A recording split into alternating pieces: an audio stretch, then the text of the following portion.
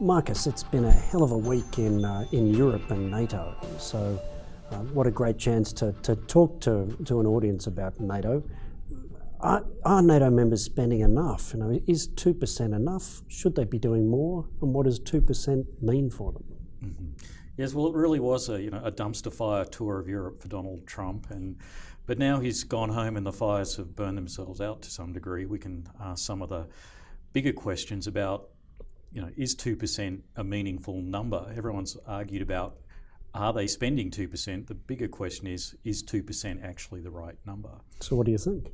Well, if we go back to the famous quote by Lord Ismay, the first Secretary General of NATO, he said the purpose of NATO was to keep the Americans in, the Russians out and the Germans down. So if it's still got that same purpose, then 2% is probably about the right number. If you look at the GDP of the European NATO members, it's 10 times the size of Russia. So spending 2% should produce enough military capability to keep the Russians out. The Russians, what do they spend? About 65 billion US a year? They spend about 65, but if you look at the three biggest European NATO members, so the UK, France and Germany, combined they spend over twice what Russia does, just those three members alone. So is that enough to handle the threat? Because what you're really saying is NATO's a European security-focused organisation, and those three countries alone are spending more than twice what their main security threat, Russia's spending. Look, we've gone through the 2% debate here a couple of years ago when the government made a commitment to get to 2%, and a lot of commentators, including ASPI, said that 2% doesn't necessarily guarantee you security. I mean, it comes down to what you're spending the money on, how efficiently you're spending the money on, and how you use the capability you buy.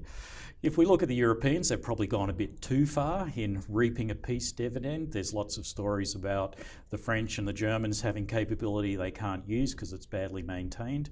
So there's probably room for them to increase their budgets, but if we look at Germany, for example, they're down to about 1.2%. Even if they got close to 2%, that increase alone would be the equivalent of Australia's total defence budget, which is the 12th biggest in the world. So if they move from where they are now to something close to 2%, it will represent a significant increase in capability.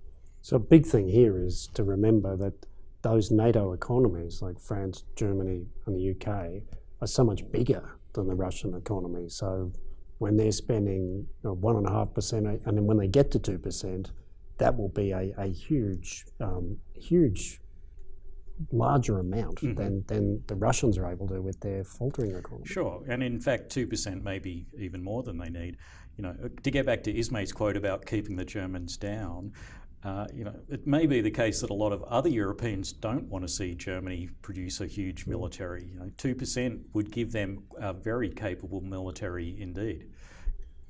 So I'm interested in what the effect on NATO is, aside from this 2%, of that dumpster fire that Trump set, where you had the leader of NATO, the US president, looking like he wanted to poke his allies with a stick before flying to Moscow and having that lovely warm meeting and press conference with Vladimir. Yeah, well, it's interesting. After Trump went home, everybody was quick to say that NATO's as strong as ever.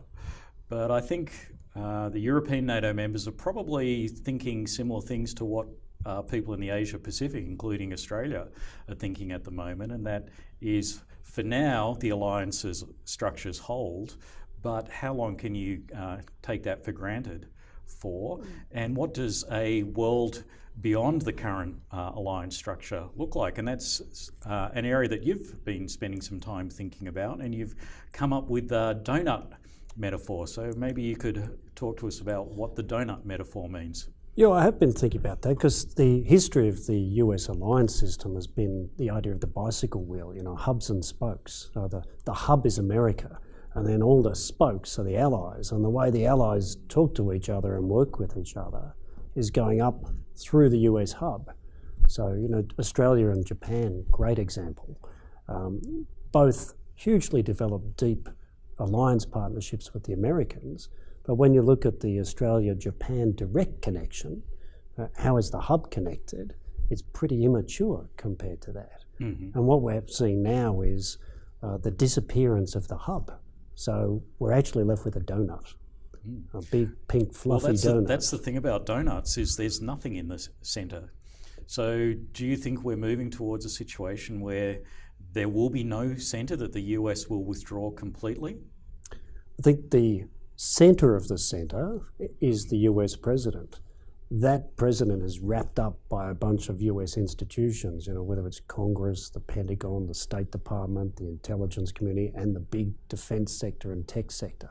So a lot of the donut's left, but that focusing centre that is the US president is absent.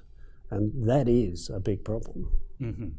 So ultimately, what does it mean for Australia?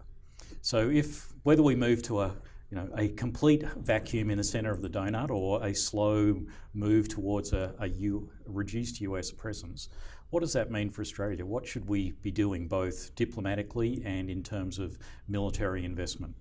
Well, we've got a deep self-interest in keeping access to the best US military and intelligence technology, information and systems. So we've got to maintain that, because if we don't do that, no matter how sovereign our industry is, we just will not have the military capability that we need. So that is a must-do, and we can't lose sight of that. But the other obvious thing to do is what we're already seeing the other non-US NATO partners do, which is start to build those much deeper relationships and partnerships between defence organisations, despite the lack of leadership from the US. So that's why it's great news that Australia is building those industry relationships with Germany and France through things like the offshore patrol vessels, the land vehicles with Germany, and the submarines with the French, and of course the frigates with the UK. But that should be a leading part of a much deeper engagement between our defence organisations. Thank you. Good. Thanks, Marcus. Good to talk to you.